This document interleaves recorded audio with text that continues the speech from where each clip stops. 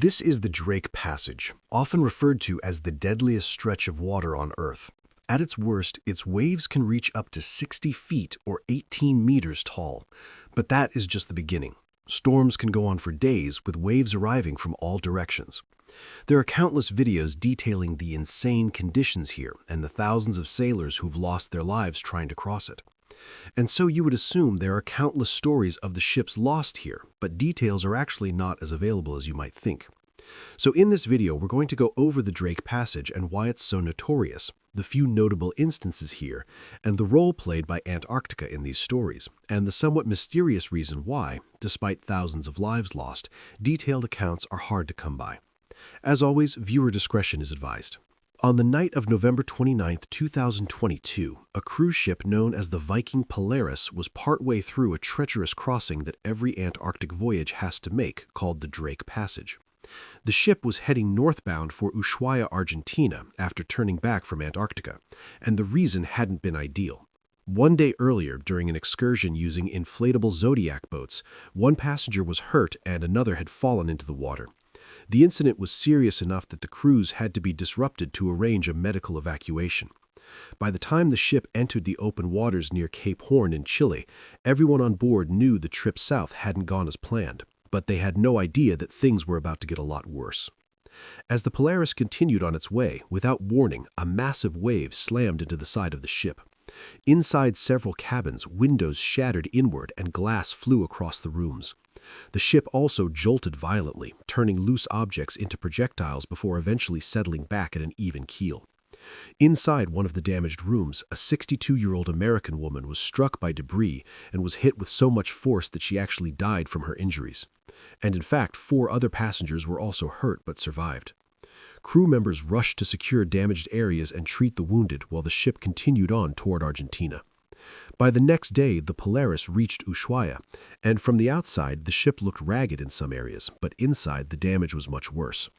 The wave that hit the ship has since been described as an infamous rogue wave, which is an ocean phenomenon that's still poorly understood. Rogue waves, as you're probably aware, don't behave like regular waves or ordinary seas. They seem to rise suddenly and often tower well above the surrounding waves, sometimes by dozens of feet. Strangely, they also don't follow the prevailing direction of the wind or swell either, and people who encountered them tend to describe them as steep, fast, violent walls of water. For a long time, stories of rogue waves were dismissed as exaggeration. It's only in recent decades that instruments have confirmed that these waves do exist and that they can strike with enough force to damage large ships. Even now, they're hard to predict and nearly impossible to avoid if you find yourself in the path of one. What made the Viking Polaris incident so unsettling was the context. This happened aboard a modern polar vessel designed specifically for harsh environments and operating with advanced forecasting and experienced crews. Yet a single wave was enough to break reinforced windows and kill a passenger in her cabin. She may not have known it, but this made her another on a long list of victims the Drake Passage has already claimed. The Drake Passage is the stretch of ocean separating South America from Antarctica, and is a region that every vessel that travels by sea to Antarctica has to pass through. There are no alternative routes around it, and once you leave the shelter of either continent behind, there's no going back. The Drake Passage has a reputation that predates modern shipping by centuries, and sailors have long regarded it as one of the most difficult and stressful crossings in the world. The passage has earned this reputation because it's completely exposed to wind, current, and swells for hundreds of miles.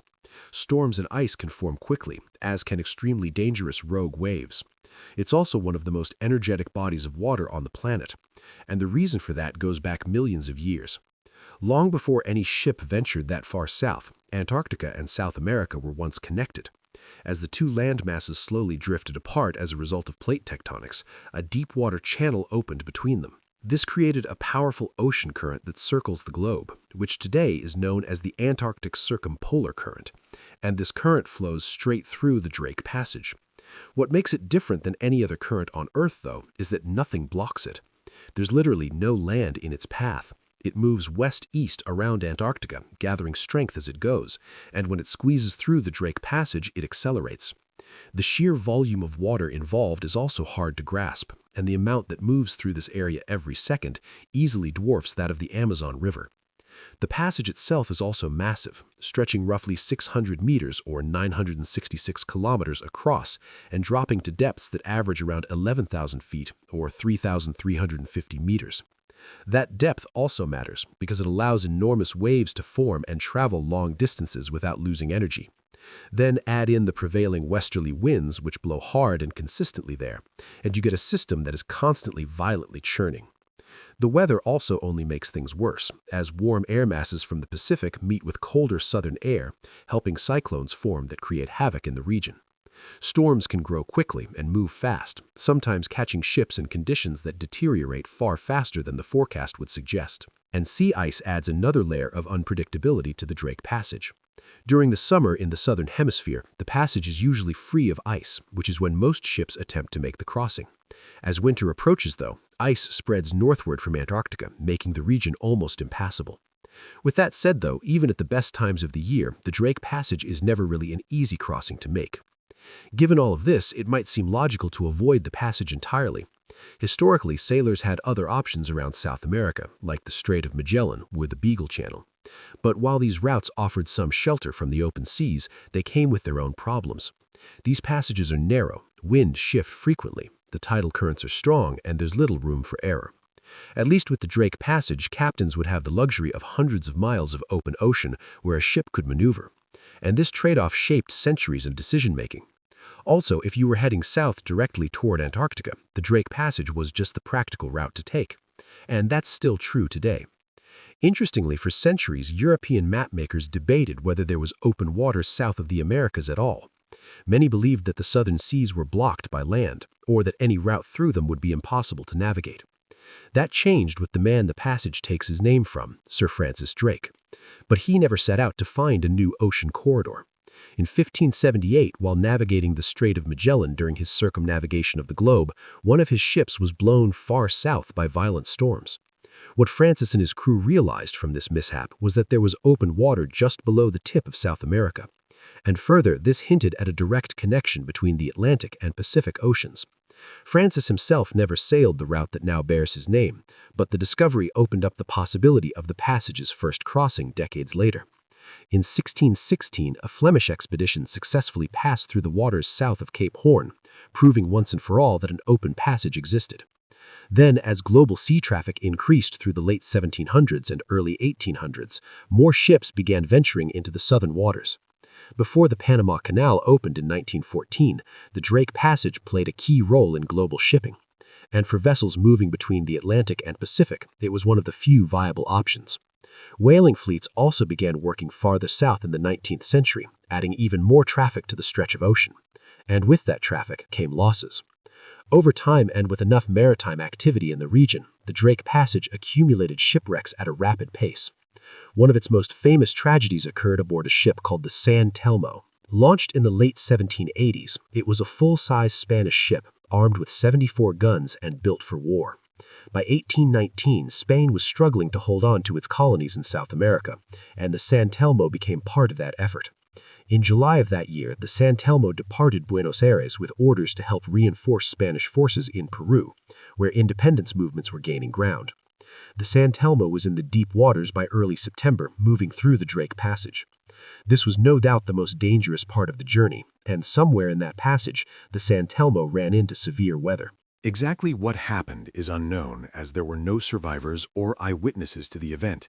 But the ship was last seen on September 2nd near the eastern edge of the South Shetland Islands just off the coast of Antarctica. After that, it simply vanished. At the time, the assumption was that the San Tomo had likely been overwhelmed by a powerful storm, possibly a cyclone, and sank with all 644 people on board. In waters that cold, survival would have been just a matter of minutes. For a while, this was the accepted story. But then evidence began washing ashore.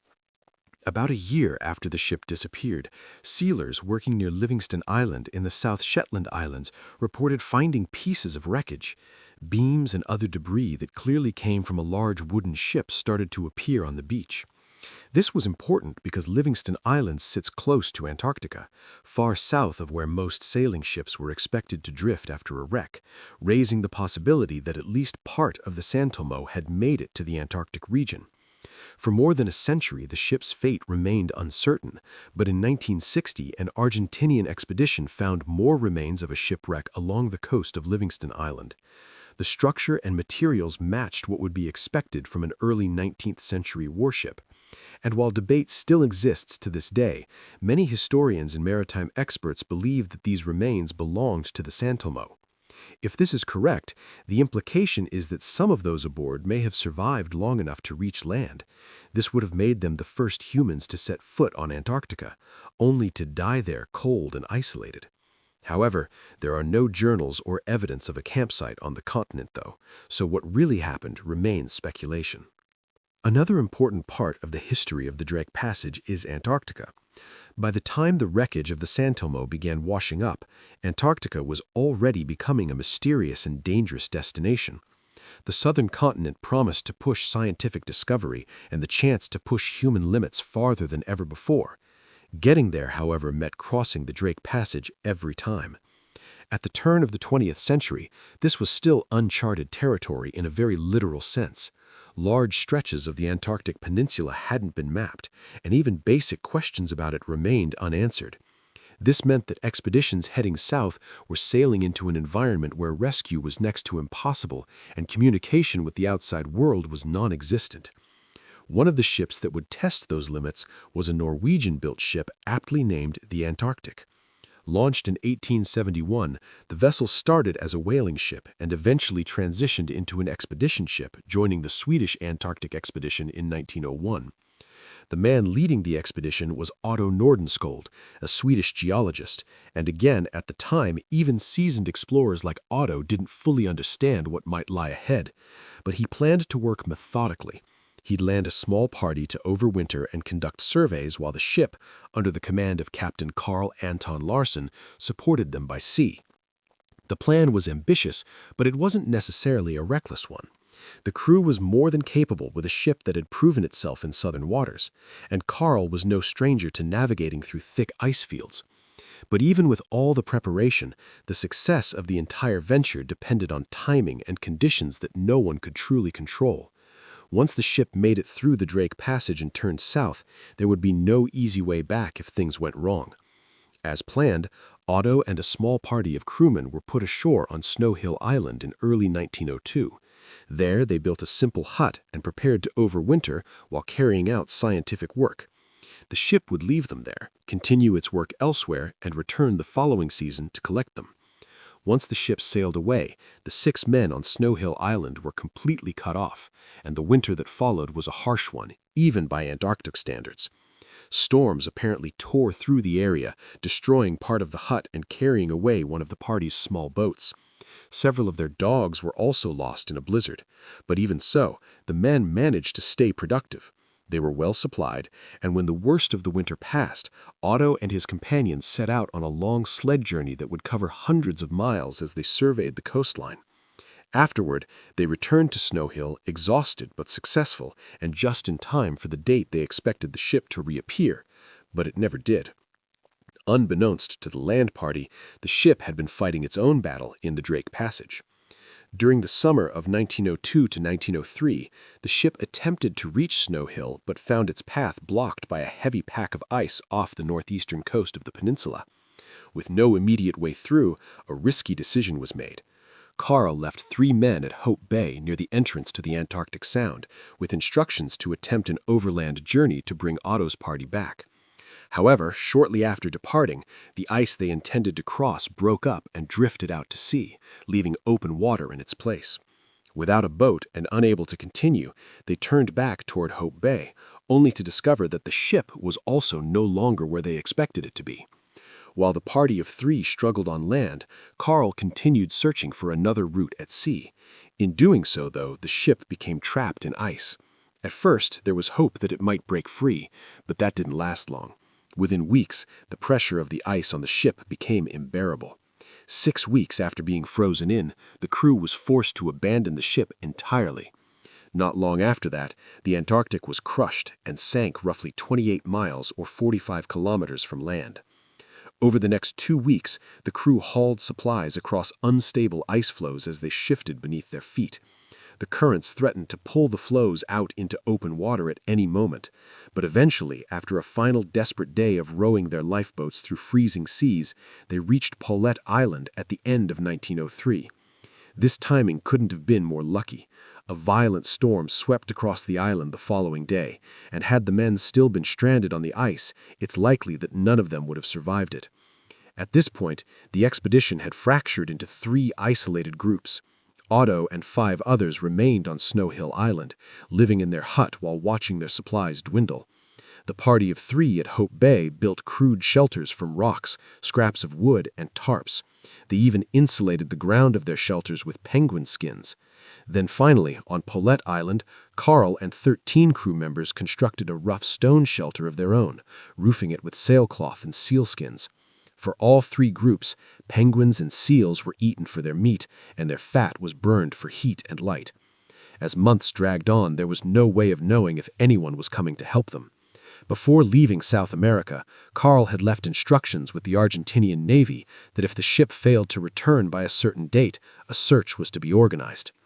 The following season, ice conditions were far lighter than the year before, allowing a ship called the Uruguay to push south.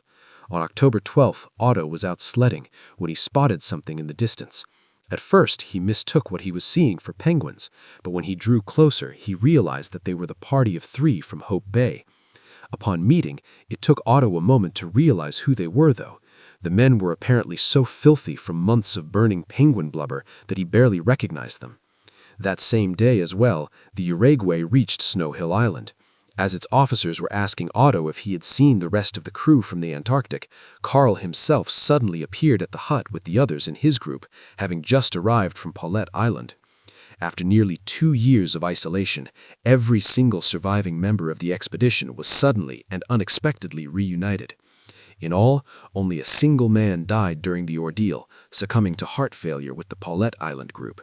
Every single other member made it out alive. In November of 1903, they returned to Buenos Aires to an enthusiastic welcome, and the wreck of the Antarctic marked the first documented case of a ship being destroyed by ice pressure in Antarctic waters. When it comes to Drake Passage shipwrecks in history, though, none loomed larger than that of the Endurance, which is maybe the most famous expedition in history. About a decade after Otto and his crew were saved, Irish explorer Ernest Shackleton launched the Imperial Trans-Antarctic Expedition in 1914, with the aim of being the first to complete a land crossing of Antarctica. Aboard a ship named the Endurance, Ernest left London with a crew of 28, and after weeks at sea, the ship reached South Georgia Island on November 5th. At the time, the island was a hub of the Antarctic whaling industry, and Ernest used the stop to gather information and supplies. He also received repeated warnings. Whalers told him that the sea ice in the wet sea was unusually heavy that year, and that conditions further south were likely to be brutal. Ernest listened, but then chose to ignore the warnings and moved ahead anyway. Just days after leaving South Georgia, the Endurance encountered its first ice pack in the Drake Passage, and progress slowed to a crawl. By early January of 1915, the ship was fighting its way through tightening fields of ice, but after 7 weeks of this, the Endurance could no longer continue. The ship became completely trapped and frozen in the ice about 1 day away from the expedition's intended landing point on the Antarctic coast. Locked in place, the ship drifted with the pack, moving south at first and then slowly back north as the ice shifted, and this went on for months. Several months later, winter approached, daylight faded, and temperatures dropped. Ernest did his best to keep crew morale up by keeping his men busy, but the pressure on the ship kept increasing. Many months later, by late October, the hull was no longer safe. Ice pressed in from all sides, warping beams and splitting the hull. Finally, Ernest gave the order to abandon ship, and all 28 crewmen made their way onto the relative safety of the ice. Camp was set up on a floe nearby, and the men salvaged what they could as they watched the Endurance slowly get crushed. On November 21st, the hull finally gave way and slipped beneath the ice, vanishing into the wet sea. With no ship and no immediate land in sight, the men camped on drifting ice floes. In the meantime as well, they hauled their lifeboats and supplies as the pack slowly carried them further north. Once again, this went on for months, and when the food began to run out, even the sled dogs were not spared. It wouldn't be until April of 1916 that the ice finally started to break apart again. Out of options, Ernest ordered the men into the lifeboats, and after 5 strenuous days at sea, they eventually reached Elephant Island and set foot on solid ground for the first time in nearly 500 days. Their relief was short-lived, though. Elephant Island is basically as remote as anywhere else on Earth, offering no hope of rescue. So, realizing this, Ernest chose 5 men and took one of the boats, setting out on an 800-mile journey to South Georgia Islands. While this might have been the right choice, and maybe their only hope of survival, every moment of the trip was an absolute nightmare. The boat was constantly threatened by storms, everyone was seasick, and at one point a rogue wave nearly ended the voyage entirely. 17 days after leaving Elephant Island, they made landfall on South Georgia. However, they landed on an uninhabited side of the island, and their boat was too damaged to continue on.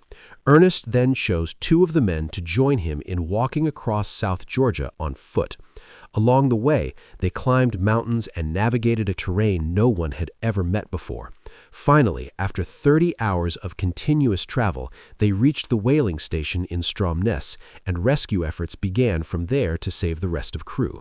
It would take 4 total attempts over the course of months to reach Elephant Island.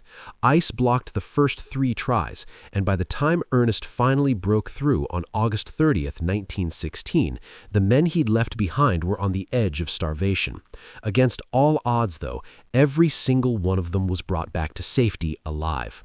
More than a century later, the wreck of the Endurance was finally located nearly 10,000 feet or 3,000 meters below the surface of the wet sea. Now, you might have gotten to this point in the video and are wondering why we spent so much time discussing events that, well, technically began in the Drake Passage, don't really get to the heart of the waterway itself. And the truth is that as far as detailed accounts go, this is all there really is. The Drake Passage is thought to have claimed hundreds of ships and over 10,000 sailors. But the reality is that almost all of those ships went down without a single survivor. On top of that, many of the losses took place centuries ago in an area that is already sparsely populated today. Hundreds of years ago, it was just men in wooden ships and massive swells, with no hope of rescue or even anyone to remember their names. The stories that we do have are the ones where someone was alive at the end to explain what happened. In the end, even today, the Drake Passage is considered to be one of the most challenging seaways on Earth. Despite advanced weather reporting and modern vessels, crossings are routinely delayed or canceled entirely. If you made it this far, thanks so much for watching, and a special thanks to everyone who supports the channel on Patreon or as a channel member. If you're interested, we offer early access videos that are released roughly a week before the regular YouTube uploads. Also, if you have a story suggestion, feel free to submit it using the form found in the description. Anyways, thanks again, and hopefully I will see you in the next one.